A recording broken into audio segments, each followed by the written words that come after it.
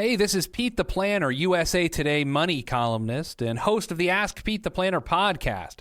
When I'm not fixing the weirdest financial situations you've ever heard of, I'm stacking Benjamins.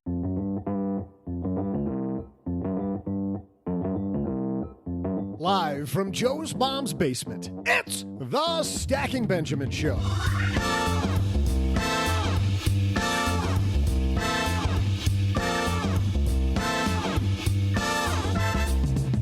I'm Joe's mom's neighbor, Doug, and have you ever asked yourself, could money topics be more entertaining?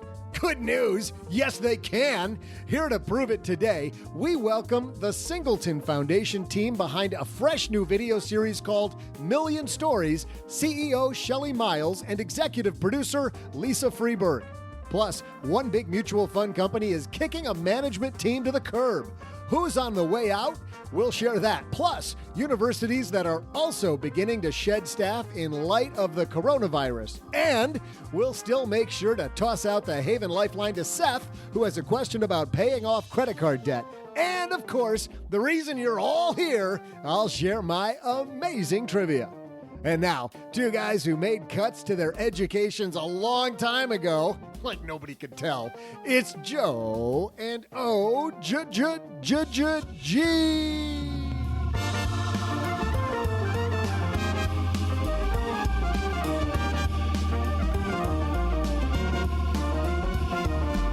You kidding me? We're always learning down here in the basement. In fact, I'm learning that every single show, another adventure. Hey, everybody. I'm Joe Salci, Average Joe Money on Twitter. And across the card table from me, the guy who's not the fake OG on Twitter, my good friend, the real OG.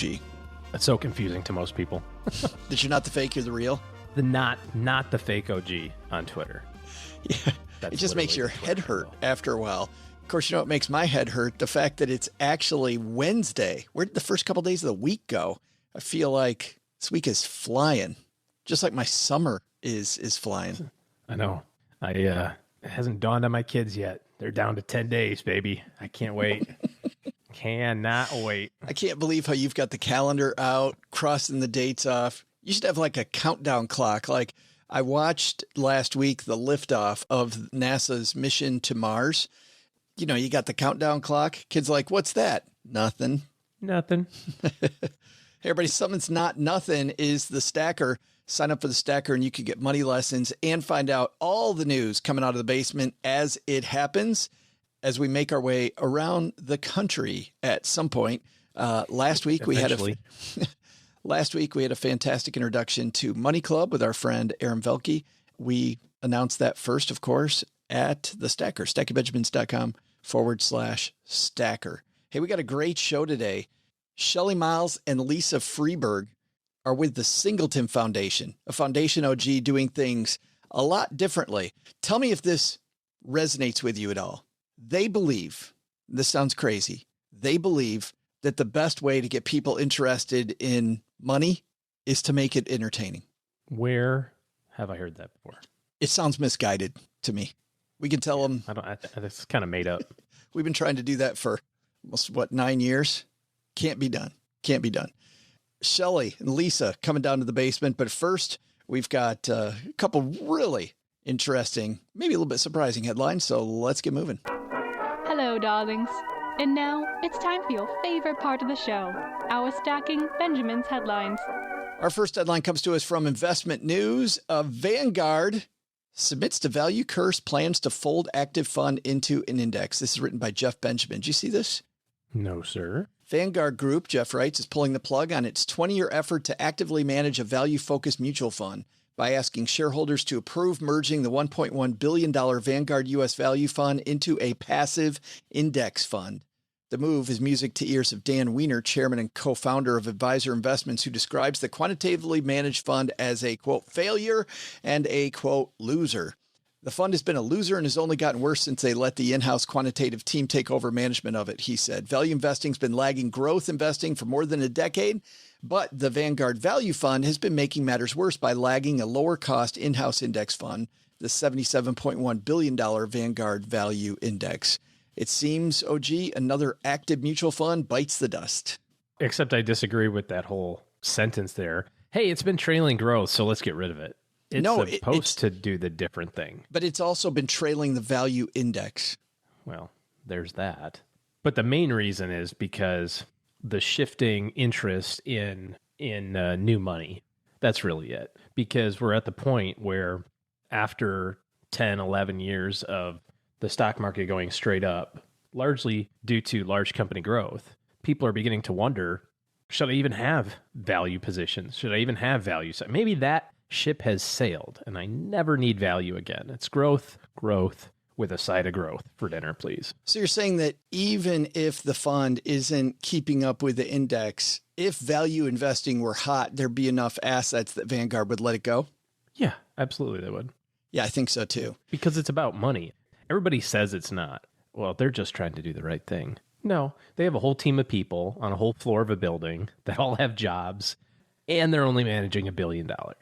Now, so most people, that's a whole bunch of money. But if you're a mutual fund company, that's barely the level of efficacy. So especially one called Vanguard. Yeah. I mean, just there's a certain amount of costs associated with it. So if it was pulling in money, if value was doing better than growth for the last 10 years, this thing would have $10 billion, and they would be talking about how they're just reshuffling the portfolio manager or something. I think it's interesting. I remember back in 2000, the sign of the coming apocalypse for the stock market, the warning signs were everybody talking about how smart they were with their tech stocks and how everybody was getting out of value stocks. And of course, then value stocks went on a nice run for the next several years. I'm wondering if now that we're at the point that we're looking at big managers shut down some value shops, if that might mean that the tide's turning. Is this the first firing? Well, I mean, the reality is that you can do this with U.S. versus international also. Like, why the heck do you have international? U.S. is kicking their pants off of international. It's because you don't know. It's because unless you want to play the game of guessing which stock's going to do better, you have to be okay with the alternative. There is no in between. You're either all on the diversification train or you're all on the I'm going to trade the heck out of it and hope I'm right train. Because anything in between there is the I'm smarter than the market train. I get it. We use value stuff in our clients' portfolios. We use small companies in our client portfolios. We use international in our client portfolios. We use emerging market in our client portfolios. And it's not doing as well as S&P 500, specifically denominated by, like we talked about a couple of weeks ago, 5 U.S. tech stock companies. But the reality is that could change, and it likely will. I can't hold on to the thesis in my head that from now until the end of time, the only stocks that go up are Amazon, Google, Microsoft, Facebook, and Apple. I can't believe that that's the only thing that goes up for the next century. So you have to be diversified. It's funny. I remember people talking about that with GE. GE, nothing bad can go wrong with GE. Yeah, that's a good point. I remember buying GE at the bottom of the financial crisis at $7.50 a share. Going, look at me, Mr. Genius. Cha-ching. Because you know what? GE never does anything except go straight up. And that was, 2008-ish, something like that.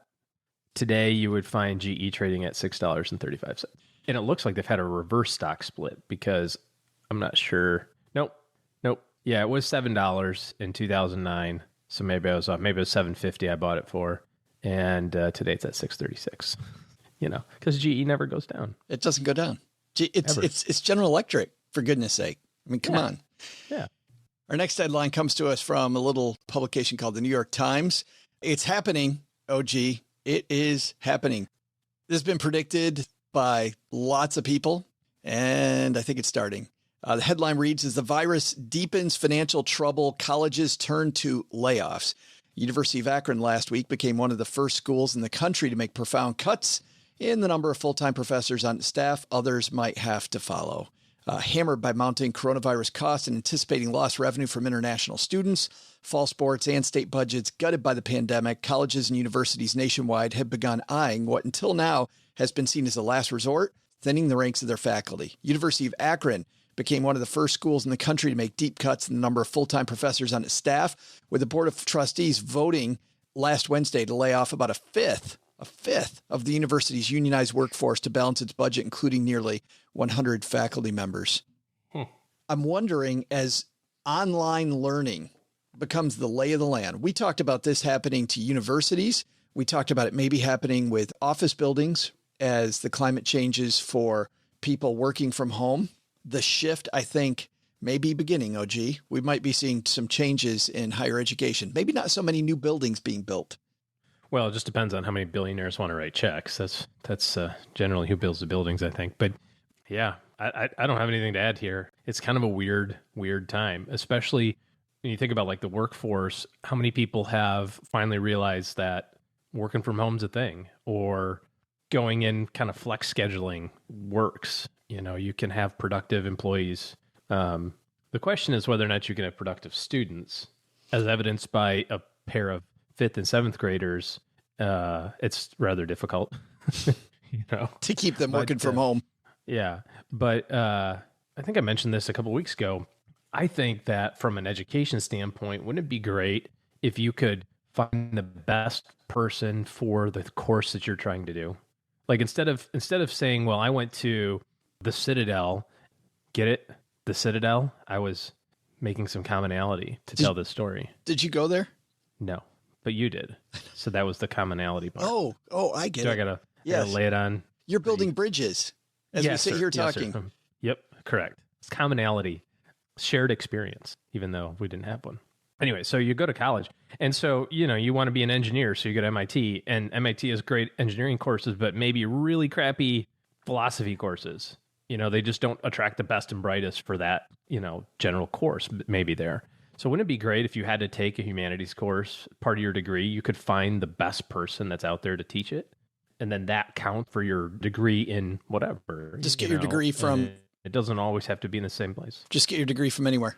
Yeah, or it's just accumulation of things, right? You have to accumulate 120 credits in these types of courses, and if you want to do statistics, the best stats person's at Stanford, and, charge whatever they want to charge, right? But if you want to take it, you can write the check. You're talking about like unbundling cable, but with higher education. Well, I don't know. And now one day somebody will put it all together. That's the latest thing with cable. All those subscriptions you pay for the low price of $99.99 a month, we can pull them all together and you get one thing and you can watch it all on that. It is amazing. We're going to call it Dish TV 2.0. Direct.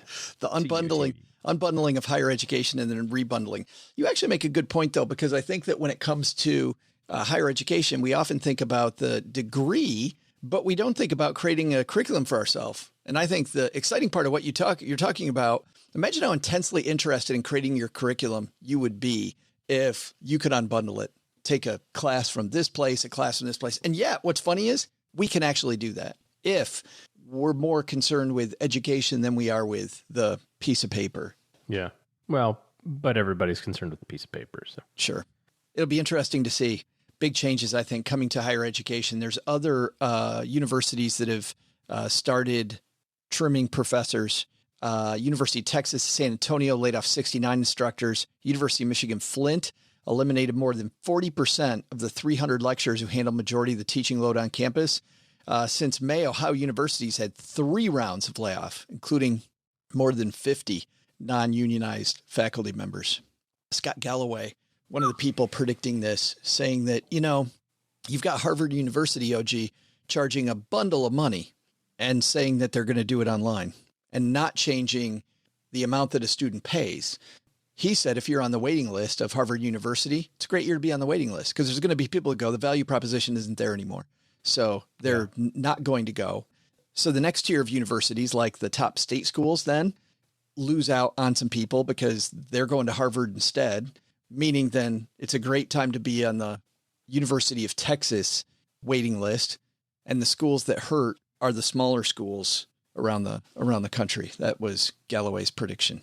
We'll see if that comes true. Or maybe it ends up being nothing. And in 6 months from now, everybody's back to school and they hire everybody back. And they keep building buildings. And the status quo returns. Do you think that's going to happen with the online classes that we've had?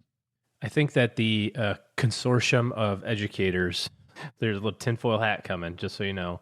I think that everybody's going to realize that if they don't all quietly band together, then yes, it will happen. But the money will figure out, like, wait a second, if we all just charge the same, regardless of what we're actually, our current rates are. If you want to go to University of Texas, some classes are online, some classes are in person, whatever, here's your rate. It just is what it is. I think that's what's going to happen. So you're saying you might see cost structure changes? Nope. I think it's going to be the exact same. Exact same as it is now. Yep. We'll see. I can't wait to put that one in Len's Magic 8 Ball at the end of the year. That'll be great. We got to remember that one. But I think that is number one. I actually agree more with Galloway. I think that we are going to see changes in higher education. I think that we're going to see changes coming. I think the building boom might be slowing down a little bit. I think, though, lesson number one is that the only thing we can count on is change. And lesson number two is value versus growth. Stay diversified, my friends. One asset class doesn't win forever.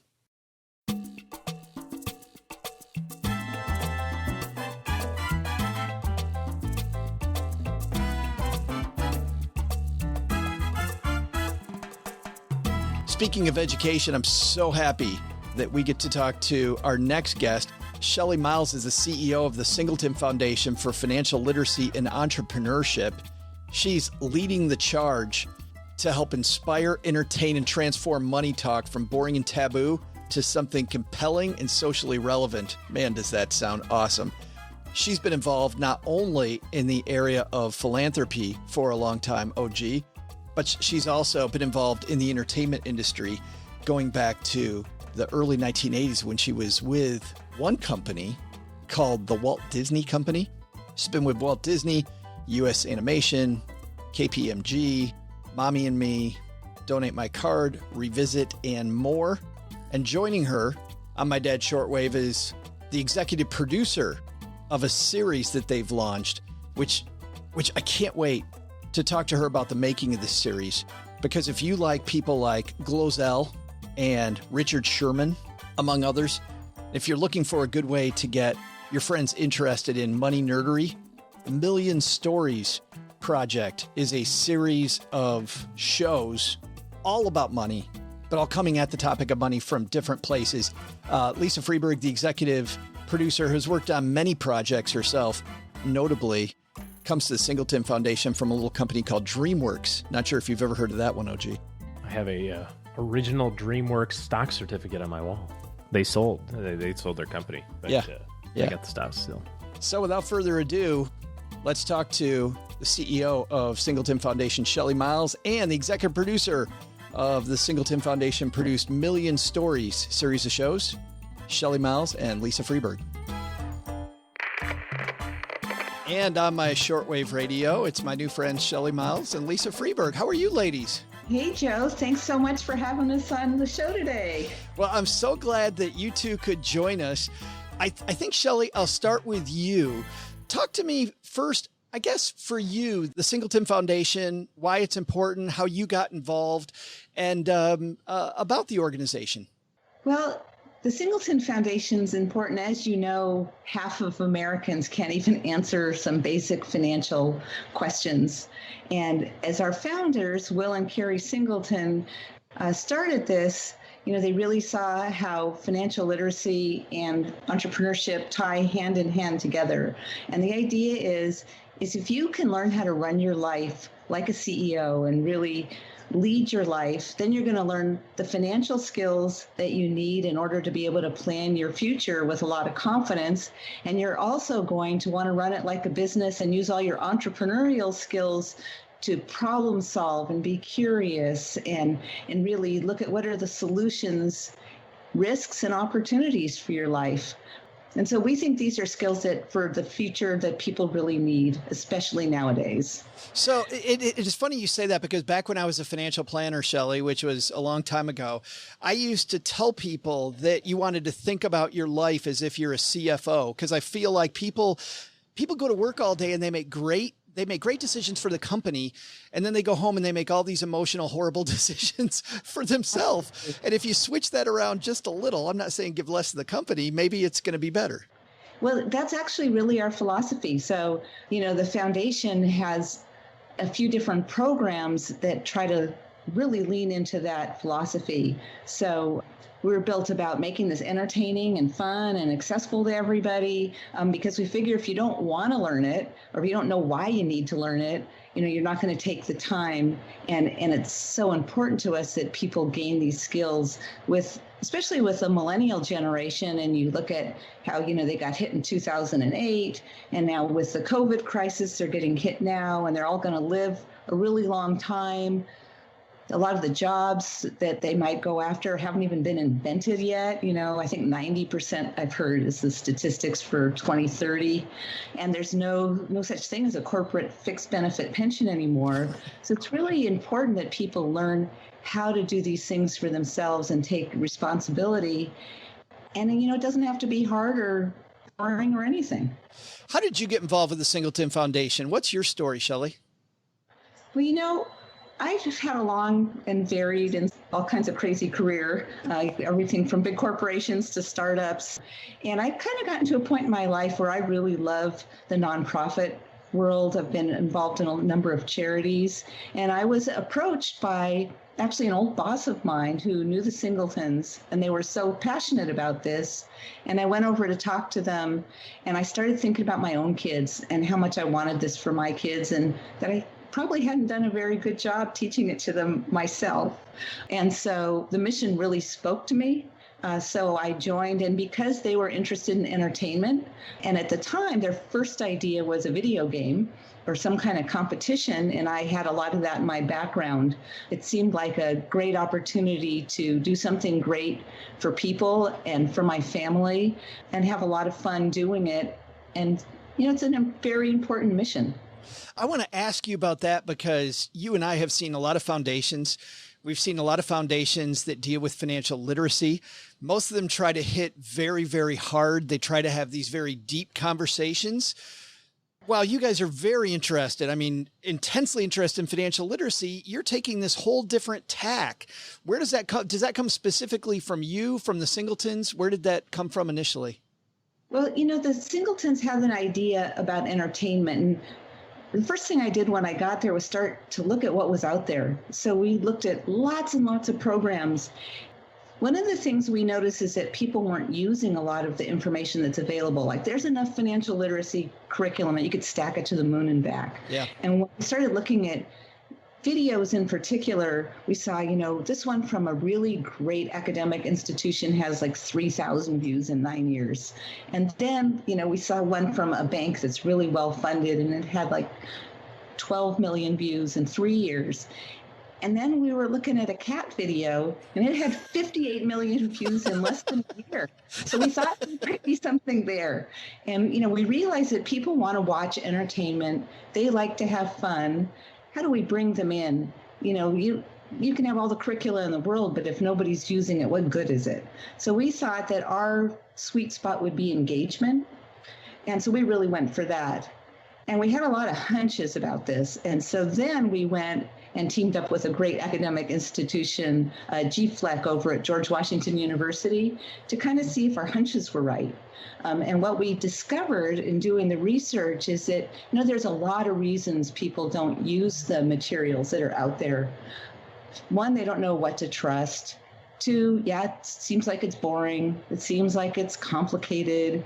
And there's a taboo about talking about money in society. And so we really wanted to take the approach of how do we crack through that and get people engaged so they can learn the material and get the skills that they need.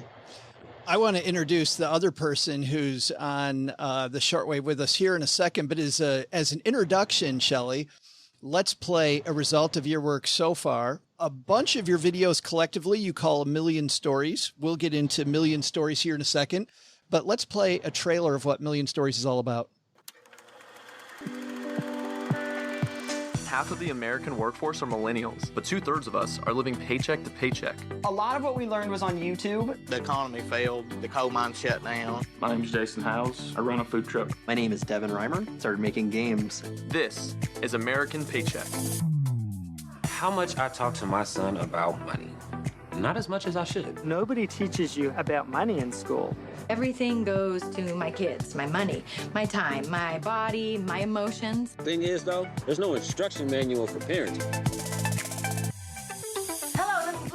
Peter Ramsey. India Kinney Stern. Nancy Liu. I was named Forbes 30 Under 30. I'm one of the directors of Spider-Man Into the Spider-Verse. I'm a veteran motion picture stuntman. A 3-time Olympic medalist. People were leaving out of my life. I had no job. Epic flop. This is my face plant. Everybody bring it in. This is how we're going to attack your student loan debt. Step 1, know exactly how much you owe. This site built your credit. All right, guys, cards aren't bad if you use them responsibly. You're adulting now. Adult! My name is George Igo, and with some research, planning, and a little creativity, I find the best things to do in a city, all without spending more than $100. This is George Goes Everywhere. I'm Danelle Leyva. I'm Nancy Liu. I'm Peter Ramsey. I'm Richard Sherman. You better be watching Million Stories now. Watch Million Stories now. I mean, I'm on it, so... I mean, I'm on it. And just the way Glozell talks, by the way, makes me laugh every time. Lisa Freberg, who's executive producer of Million Stories, also joins us. Lisa, tell me about you getting involved. I could just imagine you're driving down the road one day and maybe somebody like Shelly calls you up and she's like, hey, I've got this financial series I want to do. And you're thinking, man, how boring. Joe, you hit the nail on the head. A, how boring. B, a very odd philanthropy. I mean, this tells you how much I really was so clueless about the subject of financial literacy and how very, very important it is to so many areas of our lives. Yeah, it was definitely a creative challenge. Yeah. So how did you end up getting involved? I know in my head that's what happened, but tell me what really happened.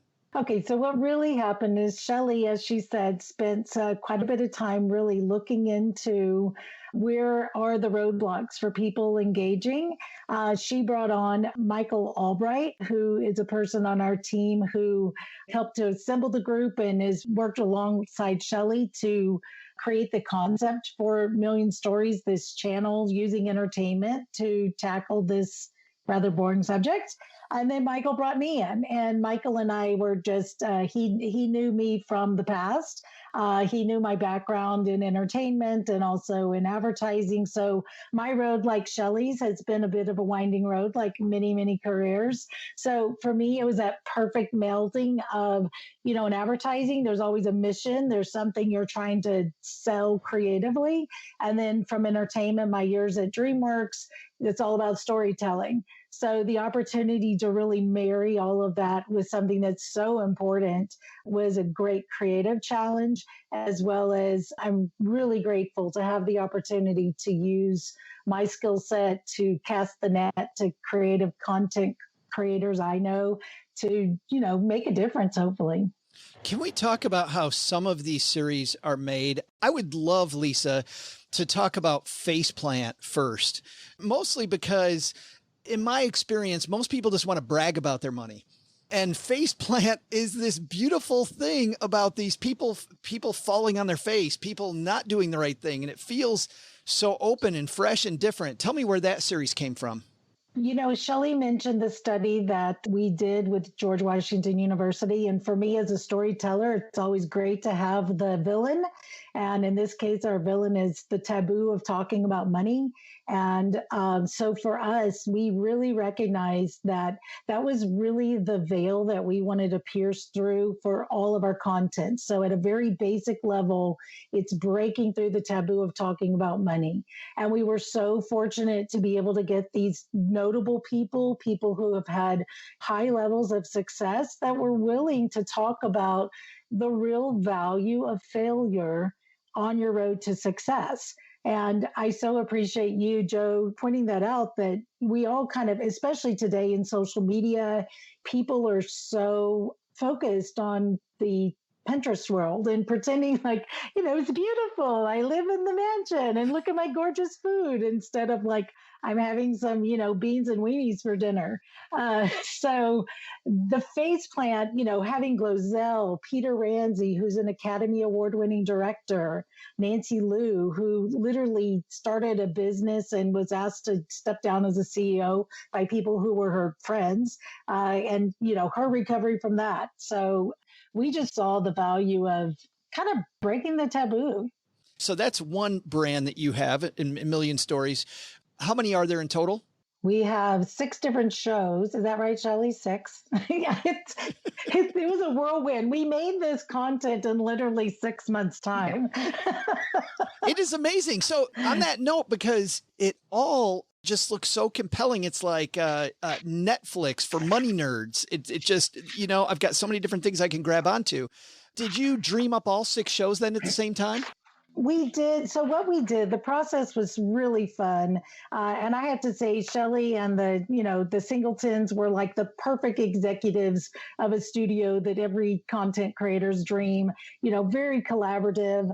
What we did was we first came up, our little internal team came up with ideas. So I just worked with the team to think of ideas of shows that might resonate with us. And then we put together a team of our target audience initially for Million Stories as millennials. So we brought together various groups of millennial creators and we did a work session with them, just brainstorming on what are your passion points? What are the things that really resonate with you? So we worked our way backwards in the same way you say with money, you should work towards what your end goal and kind of work backwards to that. Creatively, with when you're trying to create something that has an objective, a takeaway, then we really thought first, what are the things that are relevant to our audience? And then let's find a creative way to get there. So we had probably a room of 25 different creators. I shared with them my ideas. I'm not a millennial, although I'm trying to start a movement, #age neutral, Joe. Maybe you could help me do that. I need to be part of that too. I totally need to be part of that. Yeah. So we got the people who are literally the millennials and they kind of riffed on our ideas. And then literally all of these shows was so cool. For example, American Paycheck is a show that a 21-year-old and 24-year-old creators, kids fresh out of film school in the University of Texas came up with that show idea. The show, let's stop at that. Did they pitch you? Did you go find them? How did you find them?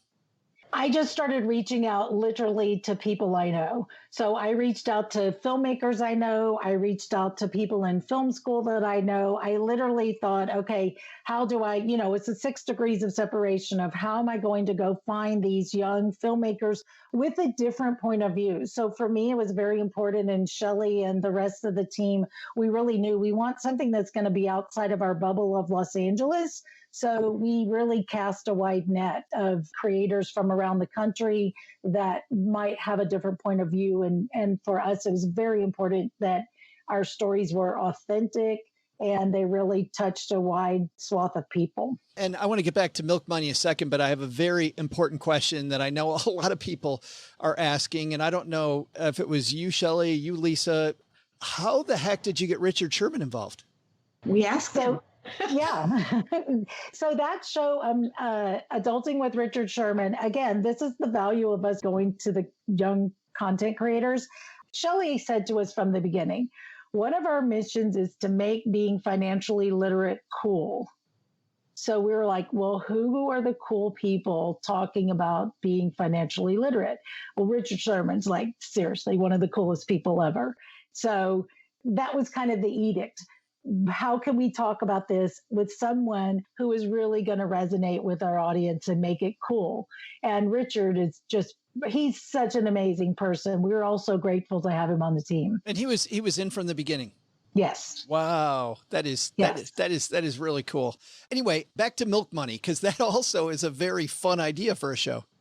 So this is a young millennial mother, and this is her idea of Laura Everly. She's the director, creator of the show, and she was just like, being a parent is rough.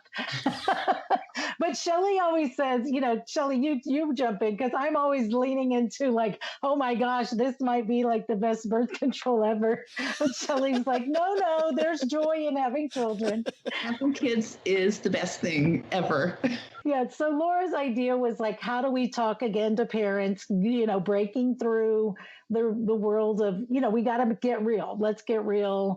But what I love about that show is actually all of our shows is so cool to go across the country and meet these real people who are so enterprising. Like the workarounds that so many of these parents have. One of the families, the Bond family in Texas, actually moved to the country. They just pared down, got rid of their internet, got rid of their, it's amazing what they did. Another parent, a single mother in Colorado, she had this really good hack of the way she calculates how much to spend is how many hours of work will it take her to buy that thing, instead of looking at it, with the monetary value, how much of her time is it going to take? So they all had these just incredible hacks. And I think most importantly, a big takeaway was the idea that everybody is doing it in the way that works for them. But the most important thing is to know that you're not alone.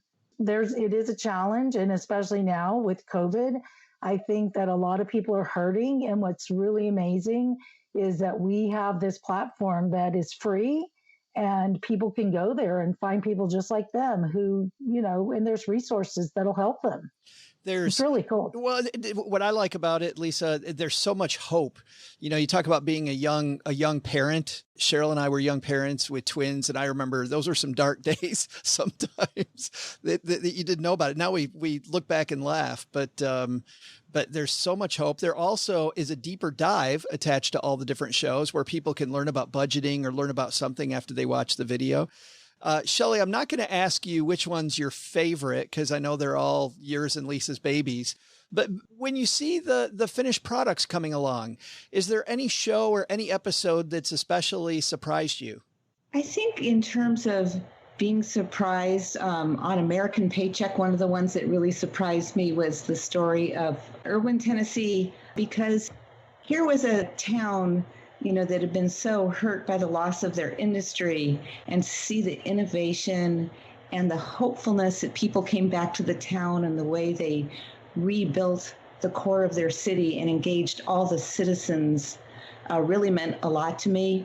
And one of the things I love about all of the shows is that what we didn't want to do is be showing people looking like they're on Pinterest or on social media, showing off, raising the bar to, it used to be that you kept up with the Joneses, and then social media changed it so you keep up with the Kardashians, right? And we wanted to fight against it because we want to make it real, and we wanted to glamorize being normal and making good decisions. Lisa, I wanted to ask you too, putting this series together as a creator. I listen to podcasts about how movies are made. I listen to podcasts about how TV shows are made. I know sometimes executives come back with just these horrible notes, right? This would be better if there were more things blowing up. Or this would be great if there was another car chase. Or maybe if we added a cat as a co-pilot, that would be good. What if we did it in outer space? Did the Singletons have any of those types of notes where you had to go, yeah, I don't think so? Well, yeah, I think everybody faces that. And I think sometimes there were notes that were, sometimes you, as a creator, the goal is to achieve the objective. I learned this working at DreamWorks. I've shared this story before. I had the good fortune of receiving notes from Jeffrey Katzenberg, and not the easiest audience. The biggest lesson I learned from that, and I apply it always, is understand the spirit of the note. So though maybe the suggested fix might not be the thing that you want to do, or you think, oh boy, if I do that, then that's like a house of cards. It's just going to unravel everything. So for me, I've always just kind of listened to the note, understand kind of the underlying spirit of it, And then, okay, how can we, skin the cat, as they say. But I got to say, what's been really fortunate for us is the Singletons are actually very creative people. So they have great ideas. Their feedback is really solid. Same goes for Shelly. And, it's been really a joy, to tell you the truth. And again, we're all very collaborative. So the cool thing is that everybody has that same attitude, which is the creative is what matters the most. Leave your ego at the door. But well, my co-host OG, though, wanted me to pass along that the next show should have more car chases. I'm just if we could have financial planning and car chases, you would be his big time heroes. Okay, well, he needs to watch the Conrad Palmisano version. He's a stuntman. Yes, absolutely. Yeah. I've already accomplished it. Tell him go watch the episode Car Chases Galore. There it is. Done, man. Thanks. But actually, very, very seriously, Shelly, it's not all about car chases, and it's not all, you're very serious about financial literacy. So people get done watching the videos. You also have a bunch of resources. Tell me about those. Right. So we have a full, robust library of resources. And what our hope is that the shows will inspire people to want to learn more. Maybe they'll see themselves or they'll see a friend or a situation they can relate to, or have that moment where they go, oh, my goodness, I really need to know about that. And so the idea is for them to click over to the resources. They're all nice, short lessons. There's videos, there's interactive, and really dive in and learn the things that they need to learn. And, we can look and see. We tried to put together with one of our partners a really great collection of resources. And so people can step through gradually and learn more and more. And one of the key things that we look at for measuring is to see how many people take advantage of the resources and then find them interesting and engaging and useful enough so they complete the classes. They're not really classes, but they're small interactive lessons. Yeah, and it feels like, I mentioned earlier the budgeting step, the deeper dive. Each one comes with a deeper dive, and they are, once again, light, but just another step, Shelly, it feels like. Just a little natural step deeper so you can actually take what you just saw and apply it right away. And I know using your own hands makes it stick. Yeah, and making it actionable is really important. So the hope is that people will see that this is not hard. It's not confusing. You do have to do the work, but if we can instill good financial habits in people and let them take control of their lives and get them interested in going to other resources that are deeper, or reading books or doing the work, then we'll have accomplished what we set out to do. The series is called Million Stories. You can find it at millionstories.com. Shelly, Lisa, thanks a ton for spending a few minutes with us today. I really appreciate it. Well, thanks so much for having us on. It's really a lot of fun. Hey, trivia nerds. I'm Joe's mom's neighbor, Doug. And did you know that today is Work Like a Dog Day? How ridiculous is that holiday? I don't want to dig myself a virtual hole or smell butts. That's just gross. But I can scratch up some good news. How about some dog-related trivia? The Westminster Dog Show makes one dog lots of money every year. What breed was this year's best in show? I'll be back with the winner right after I bark up some chow for lunch. Oh man, maybe I am working like a dog. When it's time to go stack some Benjamins, I think you want to know what time it is. The guys behind today's sponsor, Vincero, are great examples of entrepreneurs who found their passion, went 100% in on it, OG, and had it pay off. You have to check out their watches and hear their story because both are truly amazing. It's funny, in a recent coaching meeting, we were talking about things that were important to me, and most of them were big, big things.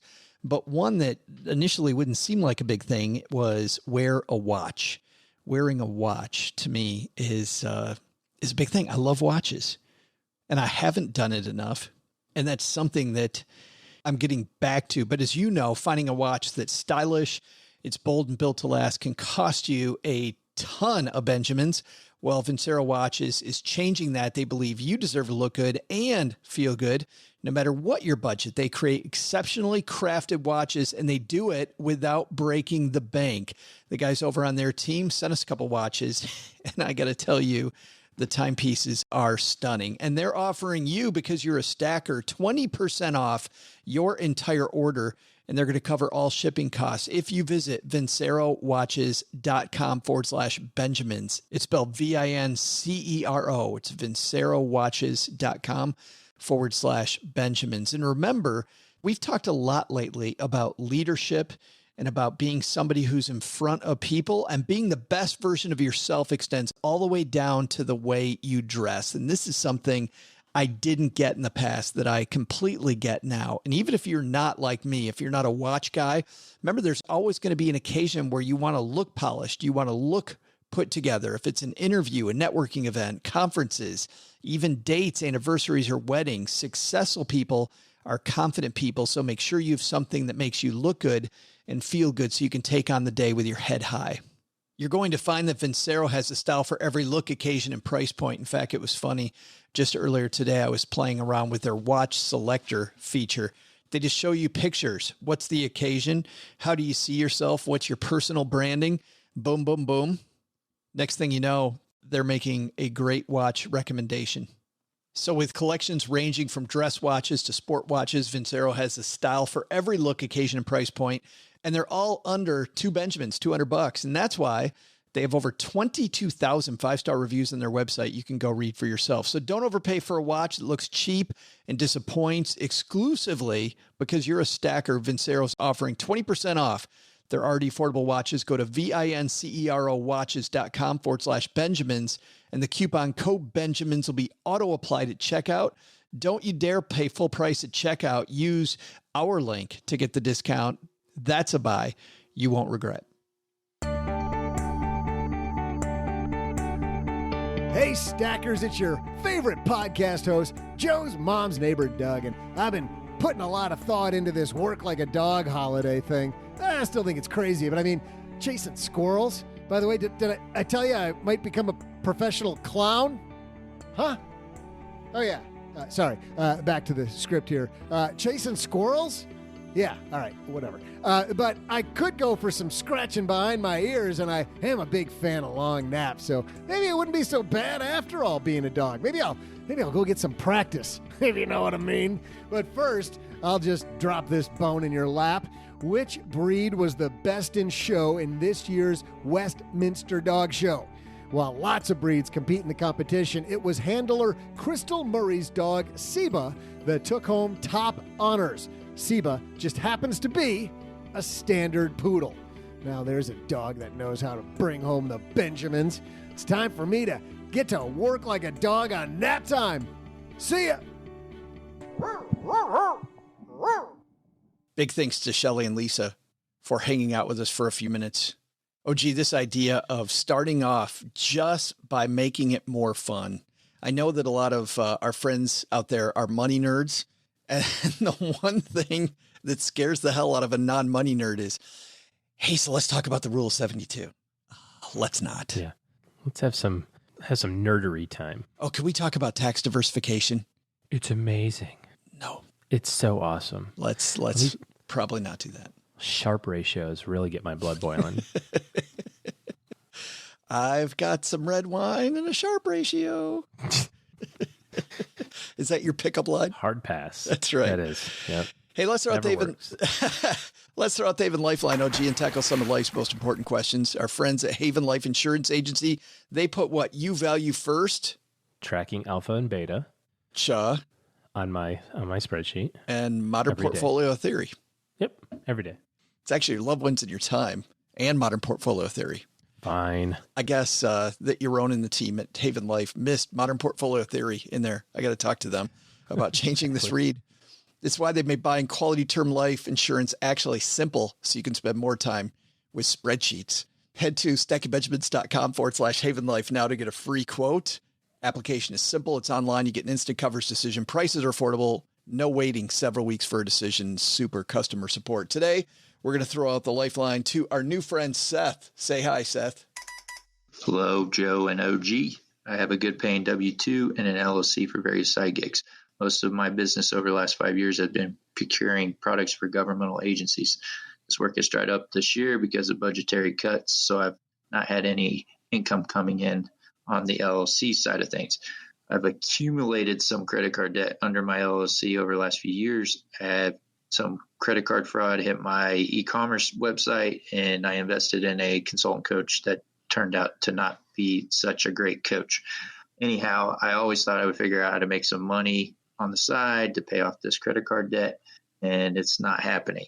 So I thought it would be best if I pay off this business credit card debt with my W-2 income, and I was asking to see if I should approach it just like I would personal debt, meaning pay off the highest interest rate credit cards first, which are under the LLC, and then tackle some the remaining personal debt, which I don't have much left. A vehicle loan at 3% and a student loan at around 2%. The business credit cards are at 10 and 12% interest. Is this the right approach? Do you guys agree with this? Thanks for your help. I wear extra large with the sleeves cut off.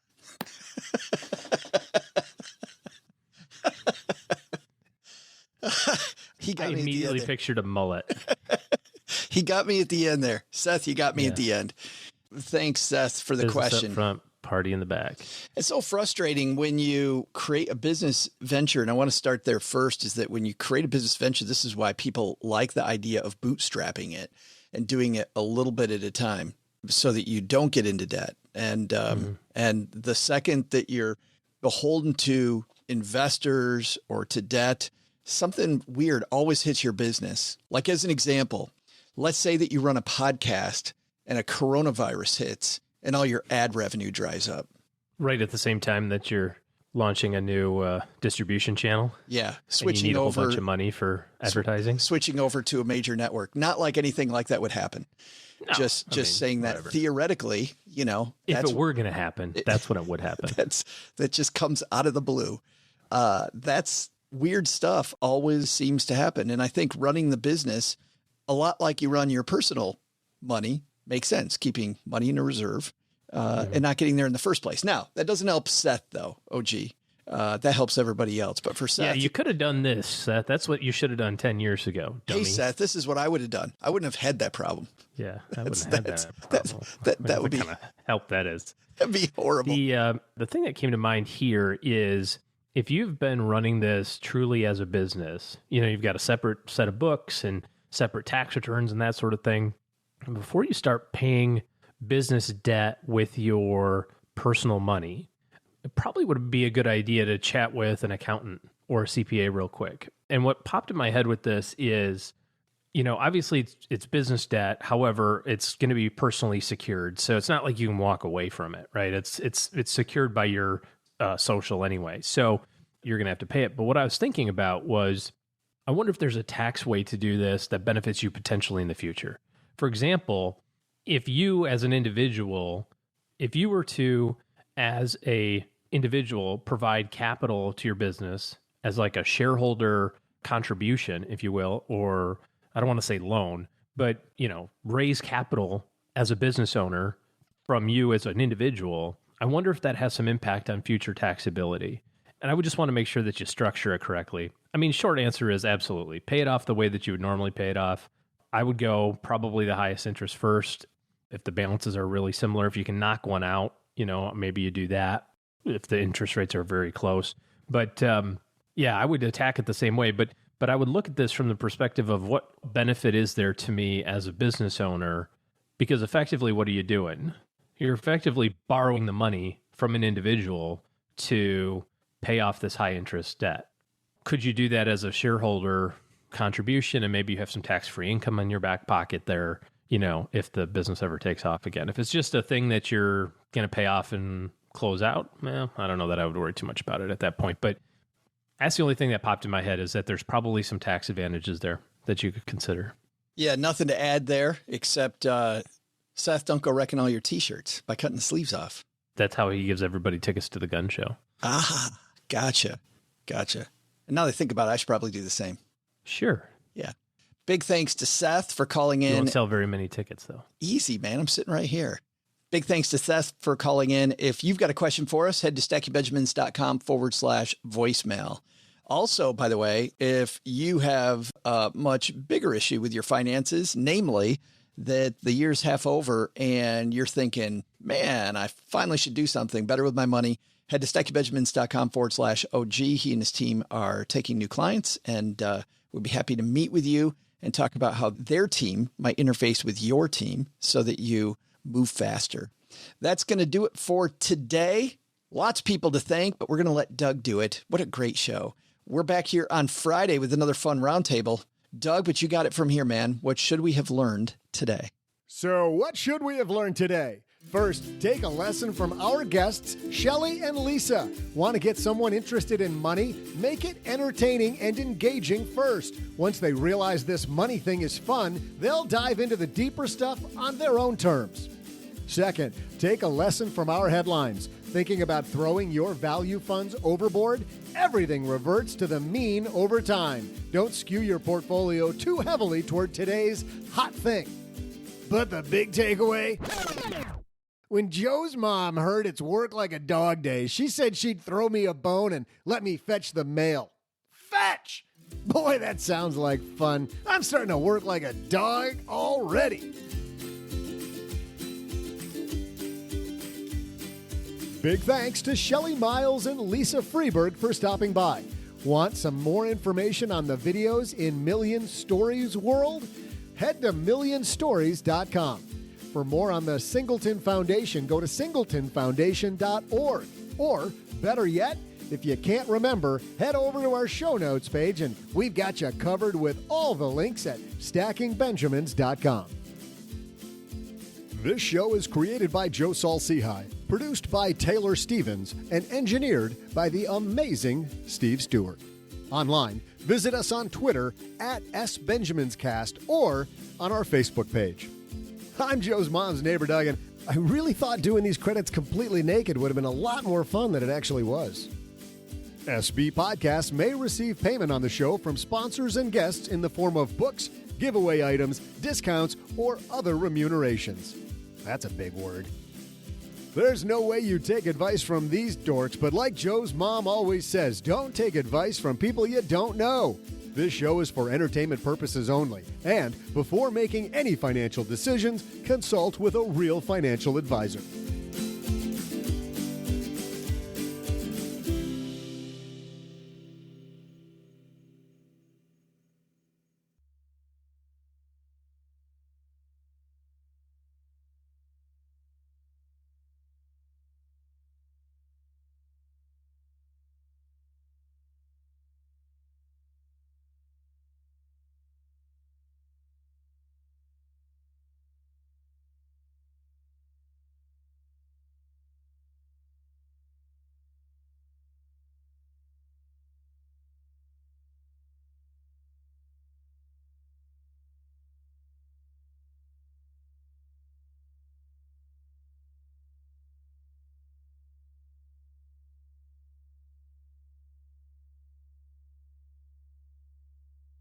You and I had the weirdest discussion a couple days ago. I don't think we can talk about this one. You sat here across from me. And the problems that you have with your manlyhood and the medicine that you have to take just to get through the day. I mean, if you wanted this to be public, that's fine. 5-6 blue pills never hurt anybody, pal. All at the same time. You said to me, "Are you watching The Crown?" And I thought, who the hell are you? Like, what happened to the real OG? By the way, do you like the fact that I gave Lisa the advice that they should have some car chases in their financial literacy videos? It would help. I told him it would. Explosions. It would get your interest so fast. Mm-hmm. Make the next show. I like historical stuff. I guess you can call it historical fiction, right? I mean, there's a lot of stuff going on that happened with actual history, but then they fill in the blanks with, a made-up storyline. Sure. But the real story here, much like I asked Shelly and Lisa about the behind the scenes of how they made their Million Stories videos, I want to hear how you sat down and turned on The Crown. What do you mean? How's this like a drama? Doesn't seem like a historical drama is not in. I watched Grant. That was a historical Grant drama. Grant is totally OG. the crown, if you handed the queen a machine gun, well, I'm waiting for it to happen, I'll be honest. and she had to save, and she certainly had to, sure she has a nuclear weapon somewhere that she needs to deploy or stop from being deployed. Stop from being deployed. There's something to do with the Russians. It's about to happen. I can feel it. She has to send Prince Philip on an important mission. As long as it goes dun dun dun dun dun dun dun dun dun dun dun. I'm waiting for that guy to show up. I'm not going to spoil it for you. I'm not going to spoil it. Thank you. Dun, dun, dun, dun. But seriously, like a little crossover. Did Mrs. OG say, "Hey, I want to watch The Crown. You want to watch it?" Or were you sitting there and she turned it on and you're like, "Oh, this is actually pretty good"? None of those things, actually. I've sat down and watched it. Wow. Paula be excited. We got to talk about this when Paula Pant's with us on Friday. Well, yeah, she would like it because it's the royal family stuff. Well, let's talk about it. So you are on season 1. By the way, this is The Crown that's on Netflix. Oh, you're on season 2. Yeah. Gotcha. And thoughts about a third of the way through. Thoughts so far? Do you think that it was deserving of all the awards it won? I did not know it won any awards, so can't comment on that. It's very even.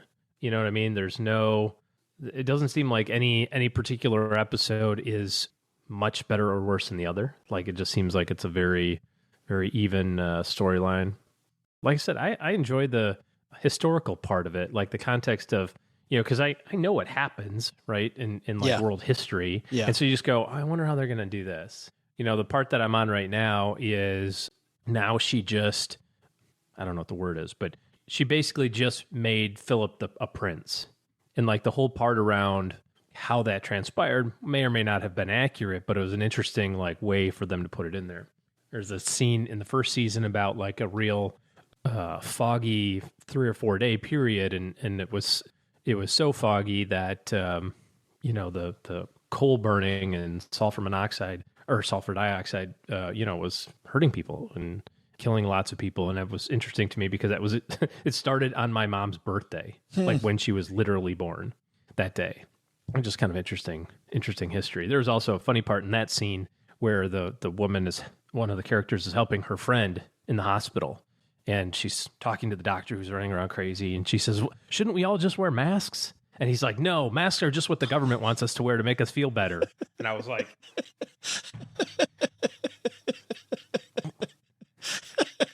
all right. You're like, it is today. I swear it's today. Yeah. Yes. Yeah. How about John Lithgow as... I thought he did a great job. Winston Churchill. Isn't he great? Yeah. Yeah, I mean, even the King George at the beginning, the comparison that I have, of course, to him is the King's Speech, which is kind of set in a similar time frame.